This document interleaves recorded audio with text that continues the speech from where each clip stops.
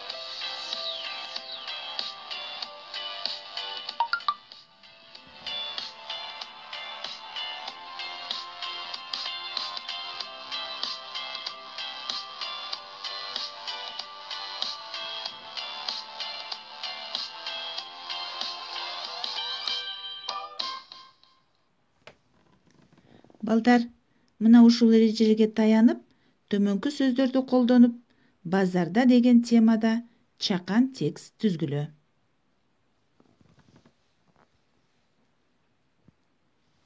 Текстти түзө алдыңарбы? Түзсөңөр дептерге жазып, мага жөнөткүлө. Достор, базарда дагы эмнелер сатылат?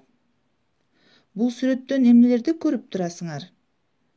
Кургатылган жемиштерди көрүп турасыңар.